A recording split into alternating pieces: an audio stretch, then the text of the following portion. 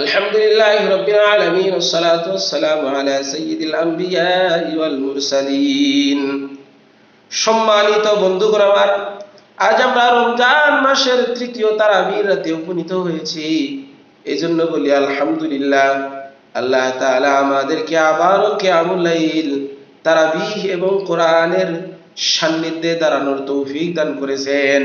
আবার বলি আলহামদুলিল্লাহ। রমজান শুধু রোজার মাস নয়, এটি কোরআনের মাস, ইবাদতের মাস, ক্ষমা পাওয়ার মাস।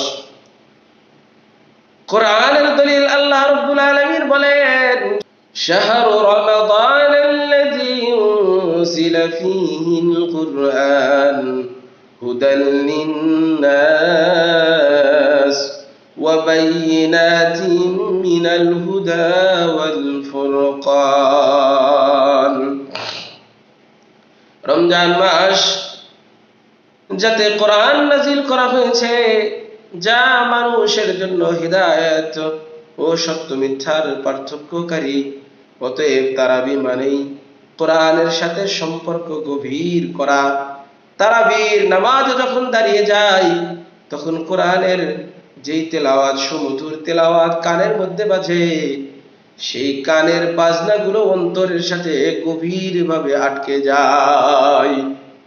একেই বলে কোরআনের সান্নিধ্য অর্জন করা। তারাবিহের গুরুত্ব হিসেবে কি বলা হয়েছে হাদিসের মধ্যে? তারাবির নামাজ হলো কিয়ামুল লাইল, রাতের দাঁড়িয়ে থাকা নামাজ। রাসূল সাল্লাল্লাহু আলাইহি ওয়াসাল্লাম নিয়মিতভাবে রমজানে রাতের ইবাদত করতেন। হাদিসের মধ্যে এসেছে, মান ক্বামা রমাদান ঈমানান ওয়া ইহতিসাবা গুফিরা লাহু মা তাকদ্দামা মিন যামবি। যে ব্যক্তি ঈমান এবং সওয়াবের আশায় রমজানে রাতের নামাজগুলো অর্থাৎ তারাবির নামাজ আদায় করবে, তার পূর্বের গুনাহসমূহ আল্লাহ রাব্বুল আলামিন মাফ করে দেবেন। হাদিসটি বুখারী এবং মুসলিম শরীফের মধ্যে রয়েছে।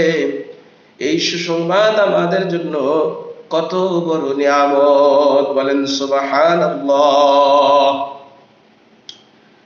রাসূলুল্লাহ সাল্লাল্লাহু আলাইহি ওয়াসাল্লামের আমল, আমাদের প্রিয় নবী মুহাম্মদুর রাসূলুল্লাহ সাল্লাল্লাহু আলাইহি ওয়াসাল্লাম কয়েক রাত সাহাবীদের নিয়ে জামাতে তারাবির নামাজ আদায় করেছিলেন।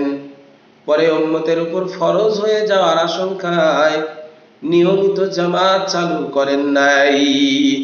কিন্তু সাহাবায়ে কেরাম ও খোলাফায়ে রাশিদিনগণ এই আমলকে জীবিত রেখেছেন, অর্থাৎ জামাতের সাথে তারাবির নামাজকে জীবিত রেখেছেন।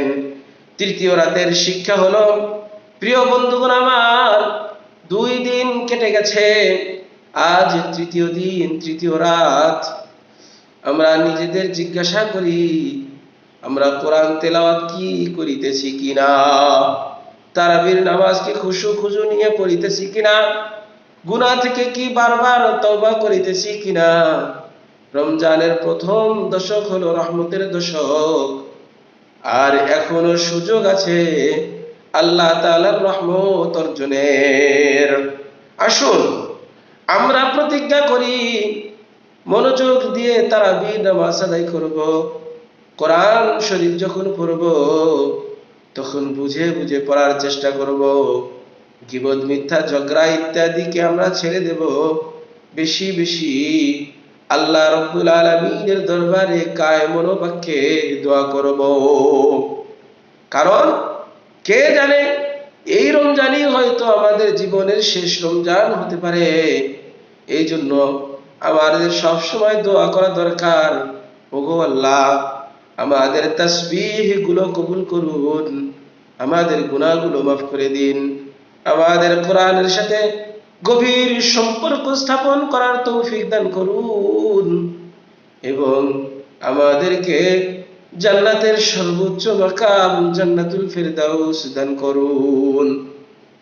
সকলেই পড়েন আমিন। ওয়া আখিরু দাওয়ানা আলহামদুলিল্লাহি রাব্বিল আলামিন।